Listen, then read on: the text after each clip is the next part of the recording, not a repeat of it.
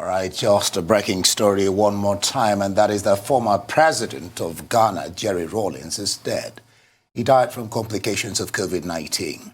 Well, according to reports, the ex-president died at Korle-Bu Teaching Hospital in Accra, capital of Ghana, on Thursday morning. Jerry Rawlings was a military ruler who later joined politics. He led a military junta until 1992 and then served 2 terms as the democratically elected president of Ghana. Rawlings ruled Ghana from 1981 to 2001. He died aged 73. Well, for more on this breaking story, journalists with City FM and City TV in Accra, the Ghana's capital, Ebenezer Afanyi Dadzie, joins us now. Thank you so much, Mr. Dadzie, for joining us at this time on Newsday.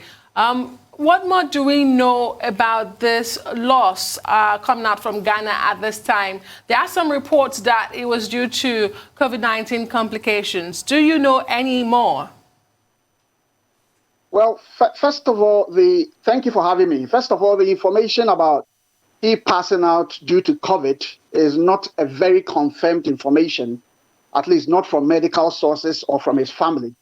We do not have that on record, but just that is an information coming from other media reports that he may have died as a result of COVID, also because the Korle-Bu Teaching Hospital, which is Ghana's major teaching health facility, hosts an ICU center that takes care of COVID-19 patients. And information I have gathered is that he has been at that ICU at Korle-Bu for the past 1 week. That is information I have picked up.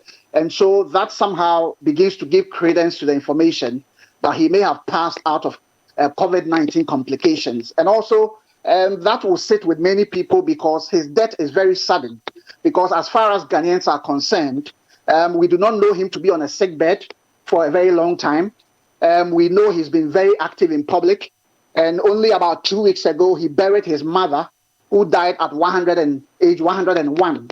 He was buried, the mother was buried just 2 weeks ago, and it was quite a huge funeral. He was there in public, he didn't look sick as far as people know, and that is why people want to believe that indeed the sudden nature of the death may give credence to the COVID claims or COVID connection, because we know that if probably you have comorbidity or an underlying health condition, then a COVID condition may take you faster to the ground, especially also when the age of the person involved is quite on the high side, age 73. So that's the information we have for now, beyond the reports that we are hearing. But this is what I know for now.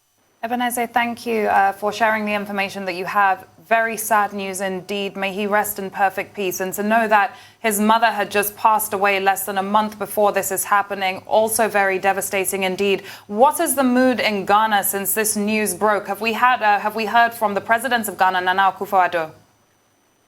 It's a mood. It's a shock. In fact, many people are shocked. We know 2020 has been a year that has taken us by surprise in so many ways. I didn't think that many Ghanaians were expecting this kind of news this early morning. As a journalist, I was also shocked, and I had to make several calls really before I could accept that indeed the news as we're hearing is true that Rawlings had passed. So it's a huge shock for many people.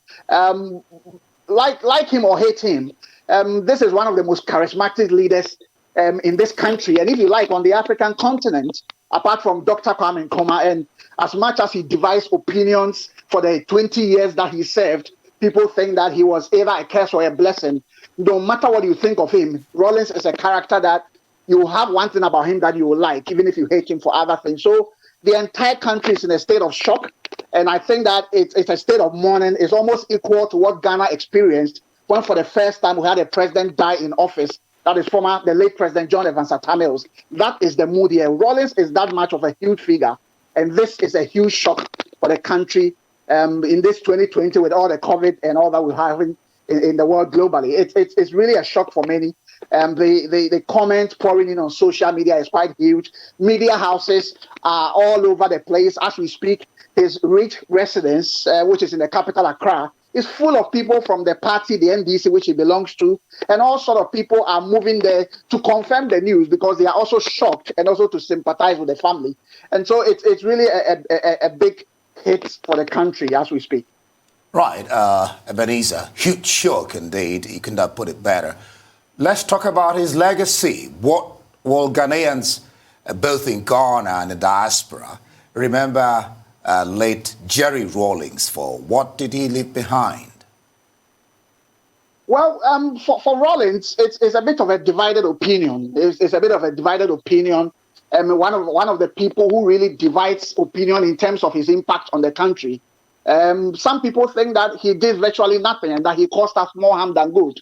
But others feel that that is an overkill, and it will not be fair to say that a man who came in for 19 years to run a country did absolutely nothing. He is the one who believes in probity and accountability, and it is based on that he came into office. He's believed to be a voice for the voiceless, and he's believed to be a fulcrum of our democracy in as much as he contributed or he came on the back of a coup in 79. He went and came back and overthrew somebody else he put on in 81 to be on the seat for nearly 20 years. And so people feel that he left a certain legacy in terms of our democracy and in terms of building integrity in our politics and pushing for probity and accountability.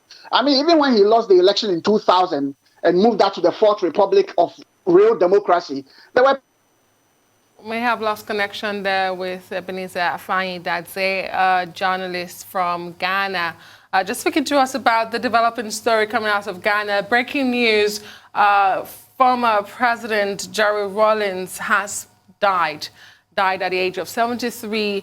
Unconfirmed reports say he died from COVID complications, as Mr. Ebenezer was speaking to us, saying that that's not coming out from family sources or even from the government of the day.